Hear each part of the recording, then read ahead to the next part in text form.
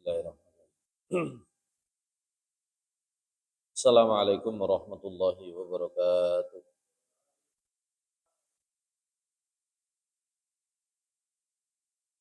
Innal hamdalillah nahmaduhu wa nasta'inuhu wa nastaghfiruh wa na'udzu billahi min shururi anfusina wa sayyiati a'malina may yahdihillahu fala mudilla lahu wa may yudlilhu fala hadiya lahu. Asyhadu an la ilaha illallah wahdahu la syarika lahu وأشهد أن محمدا عبده ورسوله لا نبي بعده. اللهم صل وسلم وبارك على نبينا محمد وعلى آله وصحبه ومن والاه. رب اشرح لي صدري ويسر لي أمري wahlul 'uqdatam min lisani yafqahu qawli. Rabbi zidni ilma warzuqni fahma birahmatika ya arhamar rahimin, amma ba'du.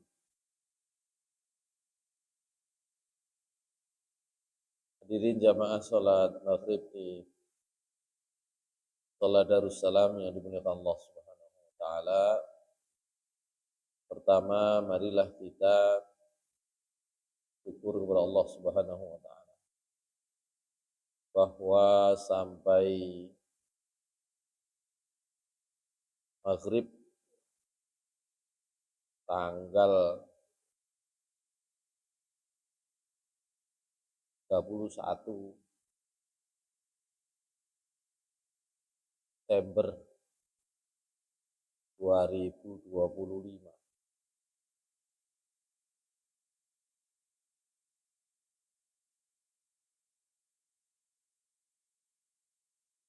kita diberikan oleh Allah Subhanahu wa taala banyak karunia dan nikmat sehingga kita dapat memenuhi panggilan Allah Subhanahu wa taala, jalankan ibadah salat maghrib. Kedua, kita diperkenankan oleh Allah Subhanahu wa taala untuk nyambut pergantian waktu.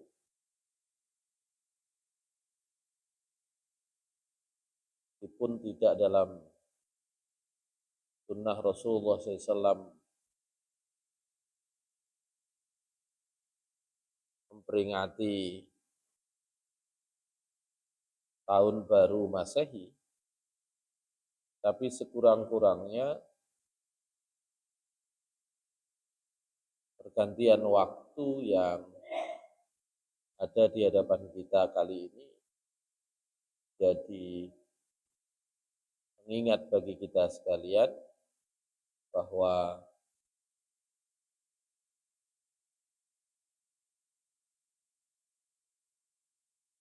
kita senantiasa oleh Allah Subhanahu wa taala dibatasi secara waktu ini. Pergantian waktu, bertambahnya tahun itu sesungguhnya justru mengingatkan kita bahwa waktu kita ini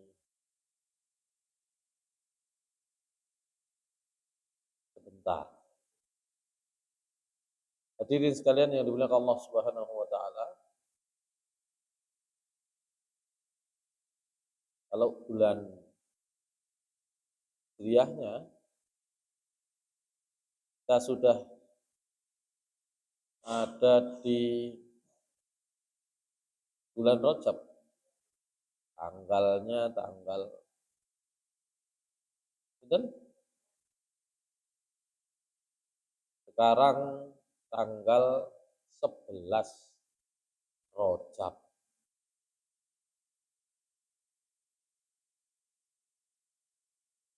Masuk tanggal 12. Tanggal 11 masuk tanggal 12. Jenengan kalau mau melihat waktu secara langsung, kalau lewat laptop bisa menggunakan website khgt.muhammadiyah.ur.id atau khgt.muhammadiyah.ur.id. Tapi kalau pakai HP, dengan bisa pasang aplikasi dari Play Store Google, ya. Namanya aplikasi itu MASA, MASA. Itu aplikasi resmi yang dirilis oleh Persyarikatan dan website resmi ya, yang dirilis oleh Persyarikatan untuk mengetahui tanggal waktu kita, baik Hijriah maupun Miladiyah, secara langsung dengan tampilan ya, Hijriah yang utama. Sing tanggalan gede ini itu tanggalan Hijriah. Kalau dengan pakai HP, pakai MASA, MASA. Tapi kalau pakai website itu khgt.muhammadiyah.ur.id. Masyaallah muslimin rahimakumullah, kita sudah di bulan Rajab. Terakhir kita sampai di ayat 113 dari surat Al-Baqarah. Itu nyambung dengan ayat 112 dan 111 tentang klaim surga dan klaim kebenaran oleh orang-orang Yahudi maupun orang-orang Nasrani. Nah, kita masuk pembahasan berbeda sedikit berbeda, tapi tetap nanti pembahasan ini juga mengenai orang-orang Yahudi atau Nasrani pada saat hidupnya Rasulullah SAW. Ayat 114 dan mungkin nanti 115 dari surat Al-Baqarah.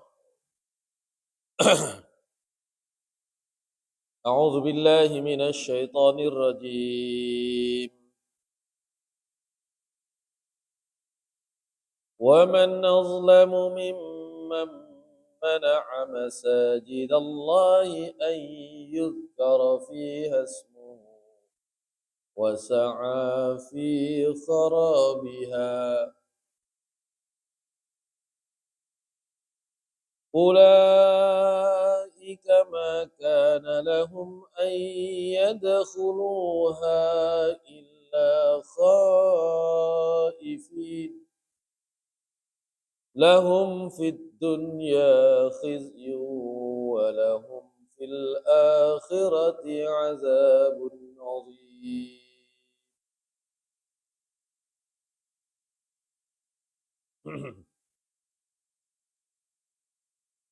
ولله المشرق والمغرب فأينما تولوا فثم وجه الله إن الله واسع عليم. Sadaqallahul Azim.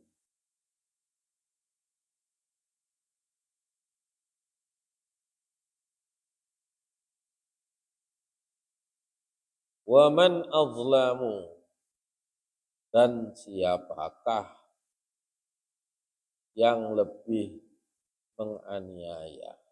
Siapakah yang lebih zalim?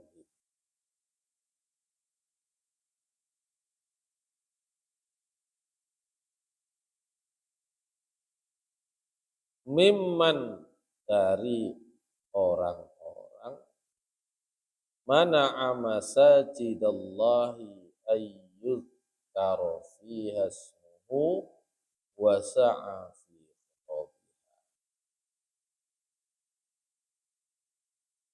Daripada orang yang menghalangi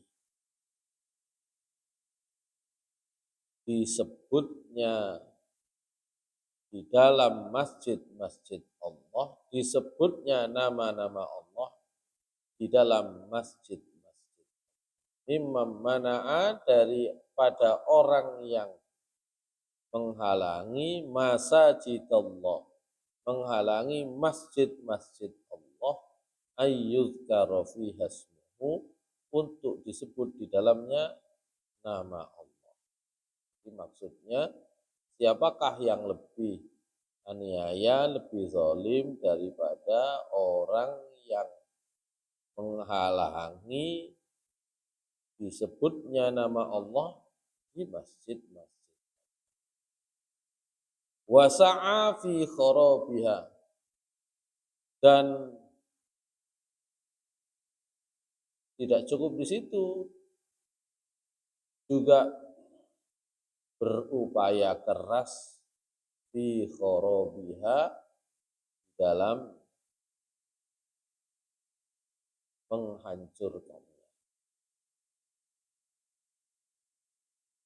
Ulaika maka nalahum ayyadkhuluha illa khaifin. Mereka yang demikian itu tidaklah ada hak bagi mereka untuk masuk ke masjid-masjid. Illa khaifin, kecuali dalam keadaan takut. Lahum fid dunya khizyun, bagi mereka ada kehinaan baik di dunia, walahum fil akhirati azabun azim, dan bagi mereka juga ada azab yang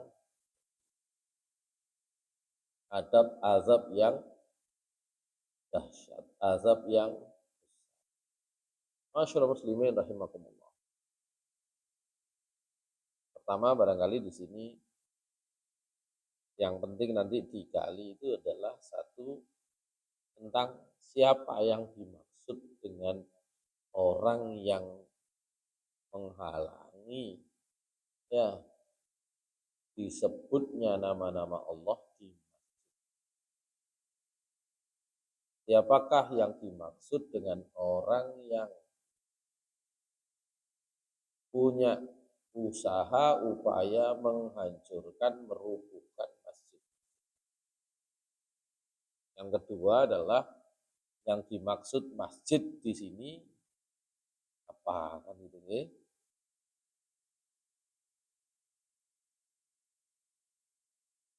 Yang mudah dulu. Dalam sebagian tafsir, masjid itu dipahami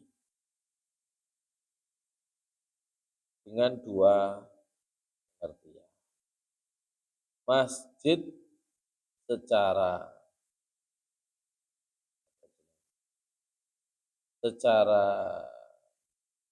lahir itu adalah apa saja yang menjadi tempat ibadah.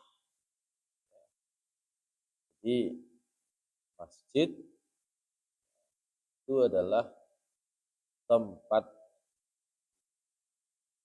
secara umum begitu.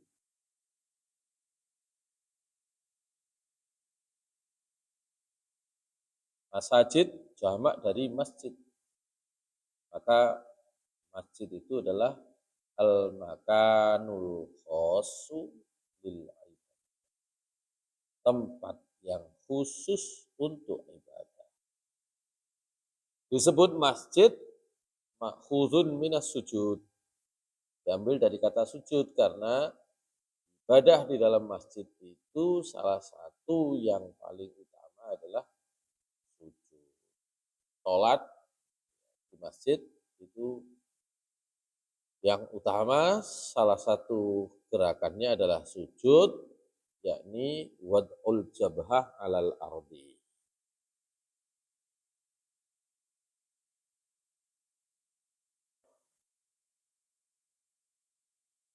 Jadi kalau ada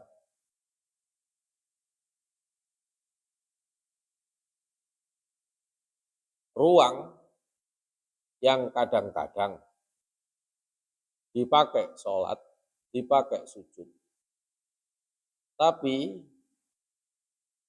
kadang-kadang tidak. Kadang-kadang niku bisa sering, ya, sering dipakai, tapi juga sering ditinggal, maka sulit disebut. Ya,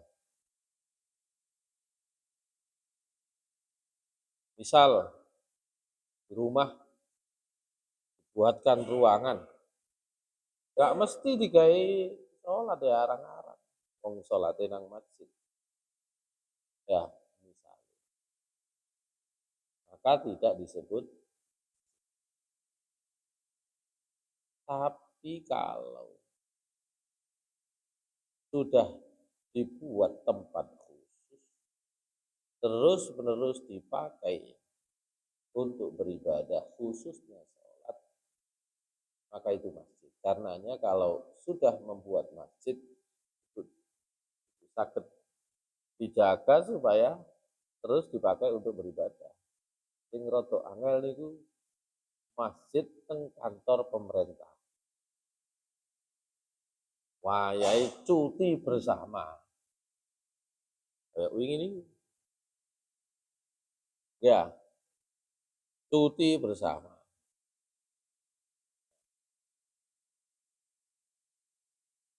Hari Kamis libur. Hari Jumat libur. Hari Sabtu nyambung kayak biasa deh. Hari Ahad nyambung, hari Senin baru masuk. Nah, ini kalau sudah ada masjid, maka harus ada yang bertanggung jawab, sinten sing jamaah. Nah, gitu ya. Sinten sing nganggoni paling boten security kudu dijak sholat teng mriki. Nah, saya menyampaikan ini karena di kampus juga sama. Di kampus lebih sering tambahan. Lebih sering itu maksudnya kalau di kantor-kantor pemerintah kan secara umum, apalagi misalnya rumah sakit kan terus mawon enten uang. Ya, tapi kalau di kampus musim liburan terus tambah cuti bersama panjang. Ya, itu makanya kalau sudah menyatakan di situ masjid, kalau bisa diusahakan terus ada dipakai untuk sholat itu masjid. Kalau tidak, maka itu kemudian disebut dengan musola. Gitu. Jadi nek musola Darussalam itu hakikatnya pun hakikatnya sudah. Nah, masjid itu enten kali. Ada masjid jamek dan boten jamek. Jamek niku yang dipakai Jumat. Jadi kalau di sini tidak dipakai Jumatan berarti bukan masjid ya. Makanya ya kalau kita ke umroh atau haji kita temui ada masjid-masjid meskipun kecil itu tetap kalau di sini niku nek cilik musola, nek gede masjid. Boten. Prinsipnya itu semuanya masjid. Asal dipakai sholat secara rutin, khususnya sholat 5 waktu. Ya, maka itu masjid. Masalah jamek, mboten jamek. Kalau pada masa Nabi SAW, yang dipakai Jumatan itu cuma satu. Ya, Masjid Nabawi. Itu yang dipakai Jumatan.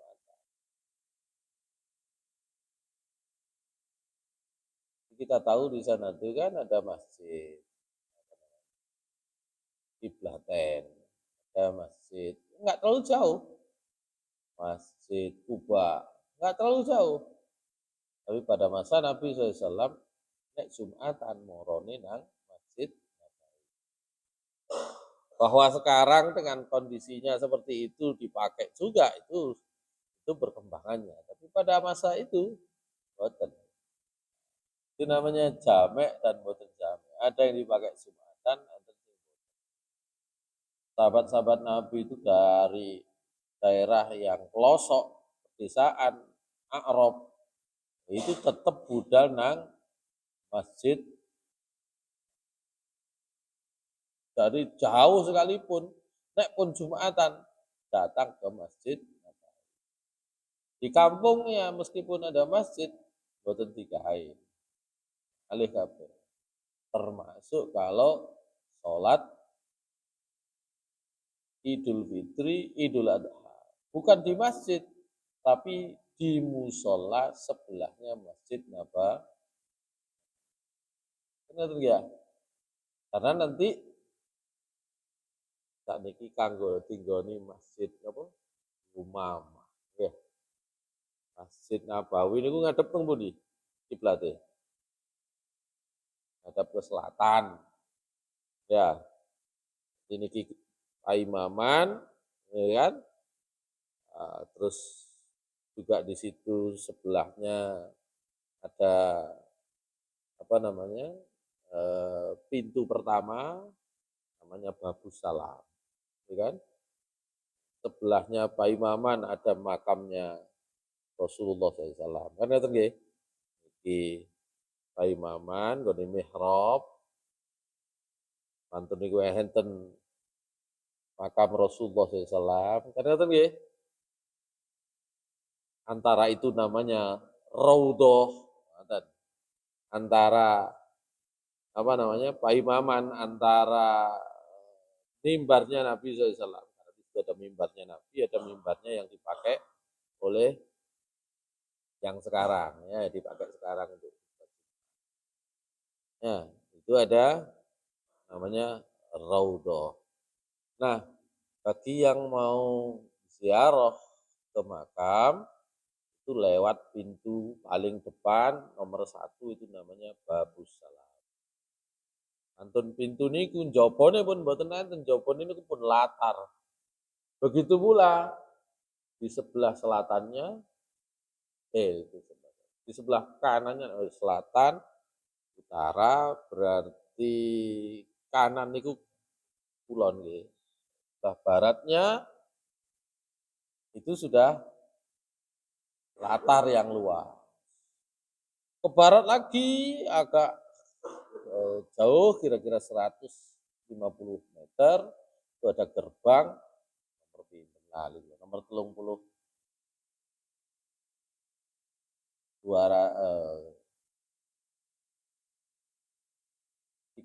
atau 37 ya 636 atau 37 38 39 atau 38 39 ya. Itu di pojokan situ ada Masjid Umamah. Jadi kira-kira 150 meter dari Masjid Nabi Sallallahu Alaihi Wasallam waktu itu saat ini tinggoni Masjid Umamah itu sudah di luar apa, gerbang. Itu dulu adalah musola. Apa artinya? Tempat sholat khususnya nek sholat minta hujan dan sholat Idul Fitri Idul Adha. Gitu. Ini kalau sholat di sana, kenapa? Karena ada ketentuan, mangke jamaah perempuan khususnya yang haid tetap haid. Nah, kalau di musola itu tidak ada halal. Kalau masuk masjid ada halal. Itu yang pertama. Yang kedua karena kapasitas ya. Jadi kalau sholat Jumat, sholat Idul Fitri, Idul Adha itu jamaah-jamaah dari penjuru ya, Arab pada waktu itu datang semua ke masjid Nabi Shallallahu Alaihi Wasallam. Hanya kalau sholat Idul Fitri, Idul Adha, sholatnya di musola. Musola itu bukan enten bangunan, pun enten bangunan jadi musola. Nah, waktu itu begitu. Dibedakan waktu itu gitu. Itulah musola. Tempat sholat. Ya. Makanya kalau karena jauh, kalau sholat Idul Fitri, Idul Adha bertepatan dengan hari Jumat, maka Nabi SAW mengizinkan kalian semua ya setelah sholat Idul Fitri atau Idul Adha boleh langsung pulang, boleh Jumatan. Kami kata Rasulullah, kami itu ya sing ono Medina, tetap Jum'ah. Begitu sejarahnya kenapa kok orang kalau hari Jumat atau hari Idul Fitri Idul Adha bersamaan dengan hari Jumat boleh ya mengikuti sholat Id saja tanpa melaksanakan sholat. Karena begitu. Soalnya apa sing tebe-tebe mantuk niku pun boten kepingin maneh balik setelah sholat pulang. Kalau sudah pulang mosok balik maneh atau tahu kan? Dan mereka tujuannya untuk mendengarkan khutbah Rasulullah SAW di sholat Id sudah selesai. Ini tentang masjid ya, tadi kita sebutkan ada masjid, ada musola. Masjid itu kalau sudah dibuat bangun pada masa Nabi, musola nggak pernah ada bangunannya.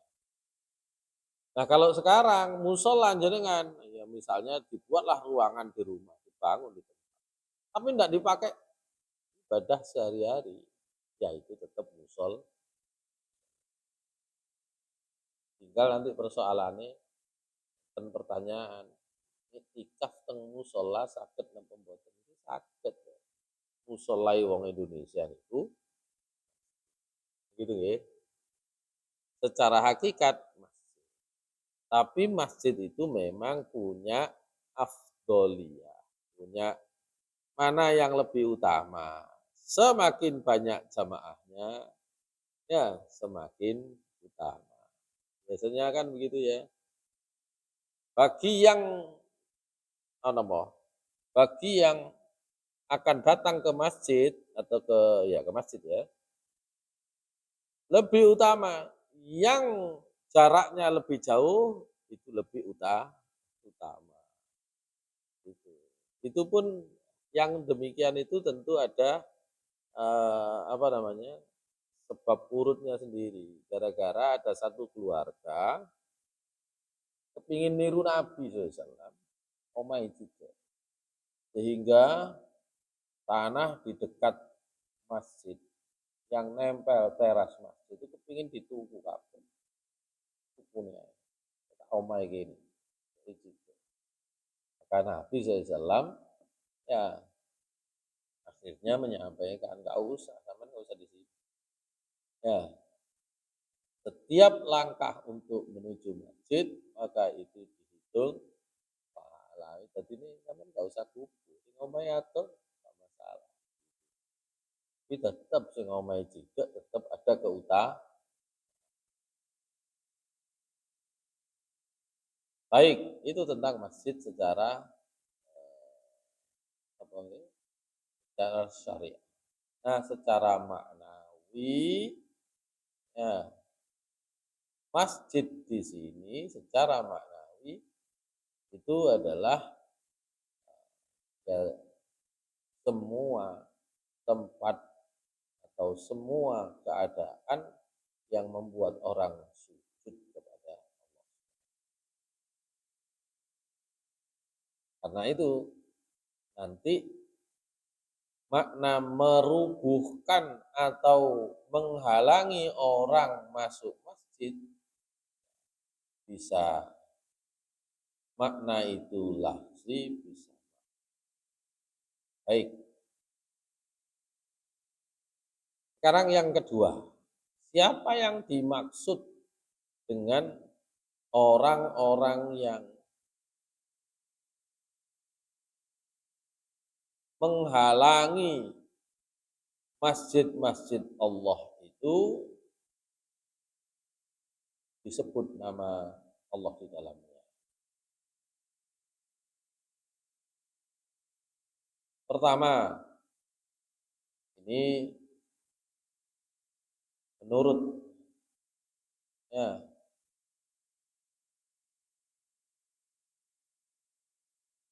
Imam Al-Qurtubi dalam tafsir.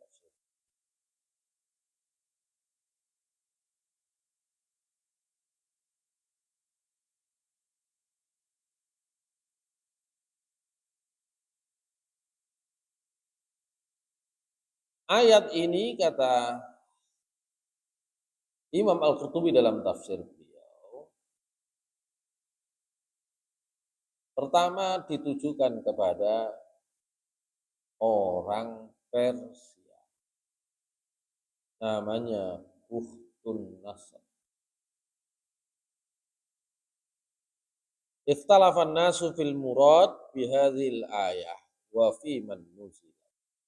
Jadi para ulama berbeda pendapat tentang siapa yang dimaksud orang yang menghalangi masjid-masjid Allah disebut namanya di ayat ini, juga terkait dengan siapa yang dimaksud menghancurkan masjid-masjid Allah. Maka sebagian ahli tafsir menyebut itu adalah Ukhtun Nasr. Ukhtun Nasr niku nama latinnya adalah Nebukadnezar. Nebukadnezar itu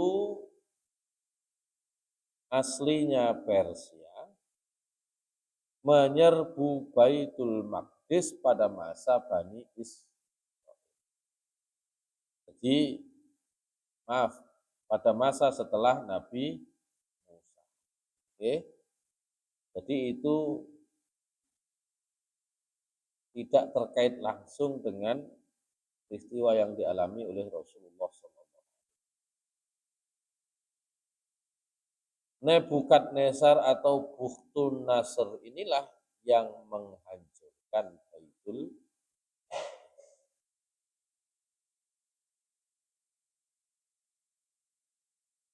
Itu yang pertama.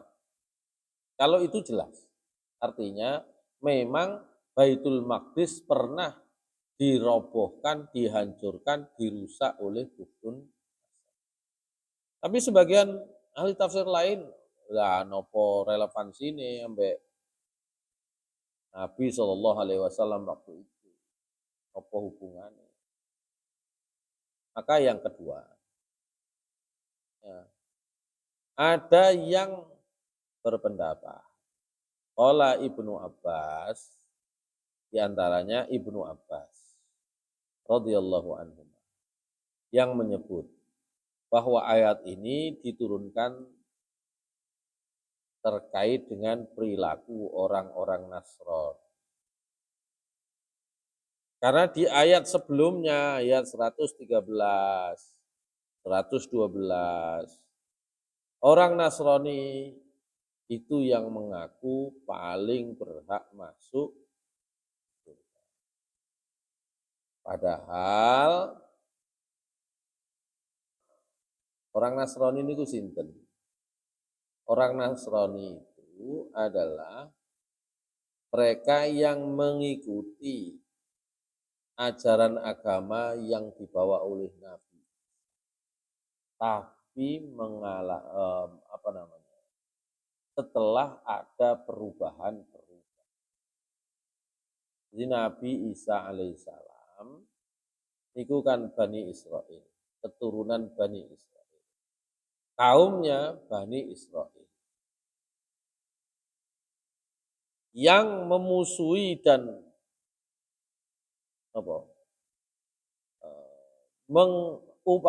berupaya untuk membunuh Nabi Isa itu adalah Bani Israel sendiri. Itulah yang disebut dengan kemudian menamakan dirinya menjadi Yahudi. Mereka cocok kali Nabi Isa. Munine wis cocok ambek ajarane Nabi Musa. Itulah yang menamakan diri orang Yahudi. Nah, yang menolong Nabi Isa itu di dalam surat As-Saff disebut dengan apa jenenge? Awari, yang jumlahnya 12 orang. Jadi sing nuluh niku mek titik, 12 orang. Karena itulah kemudian mereka ini ya mencari afiliasi. Jadi setelah masa itu mereka kemudian mencari afiliasi, ketemu dengan bangsa Romawi. Romawi niku biyen enten Turki. Nggih. Di sanalah ajaran yang dibawa oleh Nabi Isa itu bisa diterima dengan syarat-syarat tertentu, termasuk diantaranya diangkatnya Nabi Isa sebagai anak Tuhan. Maka itulah mereka menamakan diri. Nah, sing nguasai apa nih?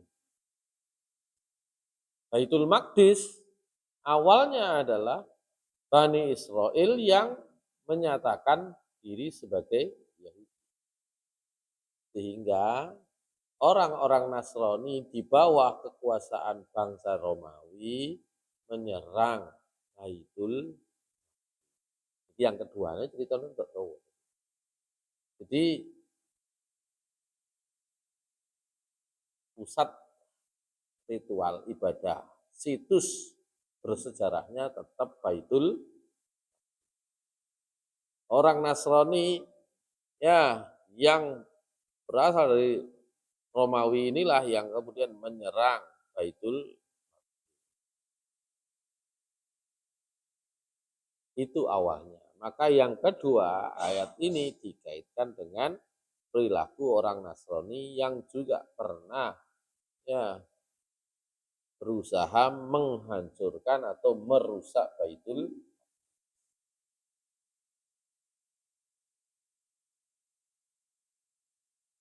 Ya karena mereka sebenarnya ingin memusuhi orang Yahudi yang ada di sana. Kan? Kenapa dimusuhi? Kalau Romawi kan motifnya kan ekspansi, perluasan, penjajahan. Oke? Baik.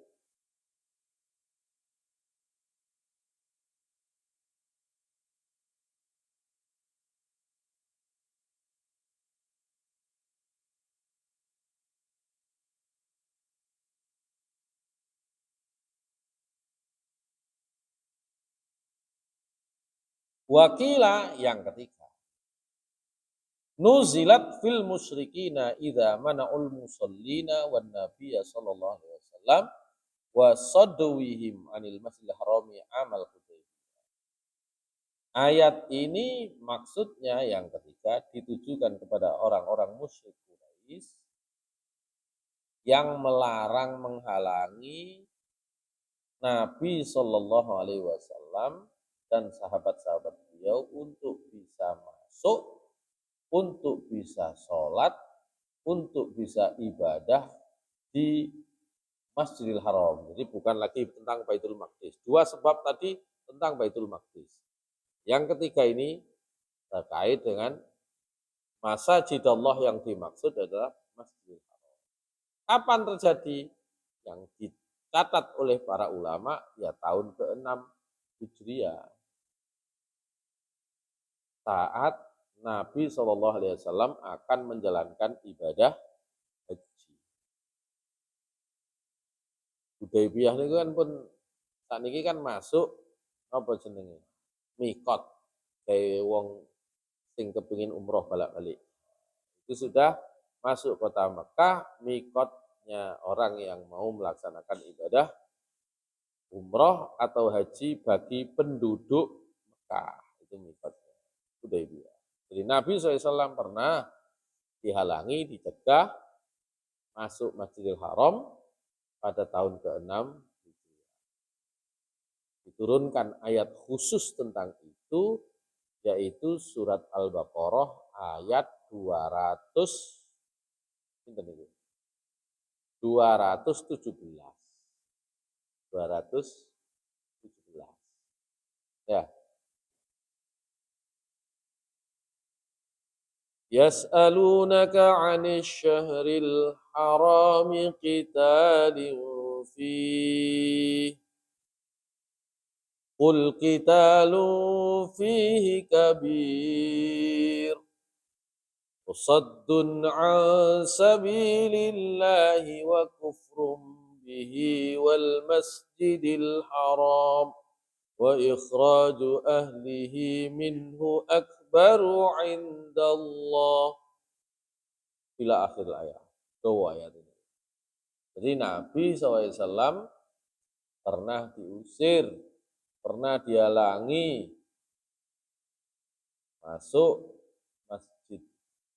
Masjidil Haram, masuk masjidnya Allah. Pernah diusir dari masjidnya Allah Subhanahu wa taala, dari Masjidil Haram. Maka yang ketiga, ayat ini terkait dengan sikap orang-orang musyrik.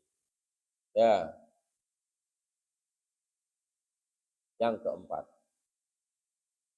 al-muradu min man'i min kulli masjidin ila yaumil qiyamah wa huwa sahih.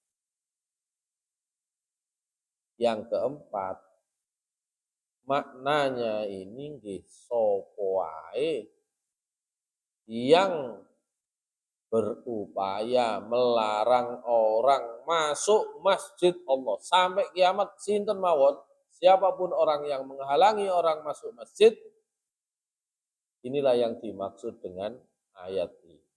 Kata Imam Al-Qurtubi, wa huwa sahih li anna al-lafdha amun warada bi sighatil jam'i fa takhsisuha bi ba'dil masajid wa ba'dil ashkhasi dhaif. Di sini itu kan maknanya kan masjid Allah, masjid-masjid Allah. Masjid-masjid Allah ya umum. Enten wong nglarang sinten mawon masuk masjid Allah untuk beribadah, ya terkena ayat ini. Kalau dimaknai Masjidil Haram, dimaknai Baitul Maqdis, ya itu agak susah. Wong bentuknya itu jamak plural, masjid, masjid, masjid. Kecuali kalau kalimatnya Masjid Allah atau jelas Masjidil Haram atau jelas ya Baitul Maqdis misalnya. Kalau jelas begitu ya silakan. Tapi ya ayatnya kan bunyi masjid-masjid. Maka kata Imam Al-Qurtubi, dia berpendapat aku sepakat ya sing umum iku makna. Sinten mawon masjid pundi mawon, mana saja. Ya. Kalau mana saja, maka yang tadi Buktun Nasr, yang diwangi wong Nasrani, ya menghancurkan Masjidil Aqsa. Oh, okay, tadi itu Buktun Nasr itu diwangi wong Nasrani, ya, untuk melawan orang Yahudi itu ya, yang waktu itu dan orang Yahudi sejak diusir oleh Buktun Nasr niku mboten saged balik menguasai Masjidil Aqsa sampai tahun 1945. Jadi 2000 tahun wong Yahudi niku mboten saged nguasai Masjidil Aqsa. Makane nek sakniki nguasai nggih mboten gampang-gampang ngeculno. 2000 tahun mboten saged mlebu. 2000 tahun. Dan itu seperti yang dijanjikan oleh Allah Subhanahu wa taala mergo dosane wong Yahudi dhewe. Kan gitu ya nanti itu terkait dengan surat Al-Isra nanti. Baik. Jadi kalau dimaknai ayat ini umum berlaku masjid Allah mana saja, maka baik yang dilakukan oleh Buktun Nasr, Nebukadnezar, yang dilakukan oleh orang-orang musyrik Quraisy mengusir Nabi SAW dari Masjidil Haram, atau orang-orang sekarang siapapun, podo mawon kena ayat gitu ya. Mereka itu nek tahu ngoten kalau pernah mengusir orang dari masjid-masjid Allah itu akan mendapatkan balasan dari Allah ya apa mau ma ulaika ma kana lahum ayyadkhuluha illa kira iso mlebu masjid niku maneh kecuali atine nek wis wedi nang Gusti Allah. Yang kedua, ya di akhirat mendapatkan siksa yang keras. Ya, kata Imam Al-Qurtubi, masuk dalam kategori ini sabda Rasulullah Shallallahu Alaihi Wasallam. Ketika ada yang tanya, wong wedok-wedok angsal napa mboten mlebu masjid, Rasulullah SAW mengatakan, la tamna'u ima Allahi masajid Allah. Nah, jangan ya menghalangi ima Allah. Ima niku jamak dari amah. Amah niku wong wedok. Ngoten nggih. Untuk masuk masjid-masjid. Jadi kalau jadi suami wong wedok kepengin nang masjid pun dilarang, nggih. Meskipun nanti bagi kaum perempuan yang akan pergi ke masjid diberi persyaratan-persyaratan ya oleh Rasulullah Shallallahu Alaihi Wasallam. Salah satunya adalah ngojok gawe wangi-wangian sing yang tajam gitu ya. Itu salah satunya gitu ya. Itu tentang ayat ini. Ulaika ma kana lahum ayyadkhuluha illa khaifin lahum fid dunya khizyu wa lahum fil akhirati adzabun.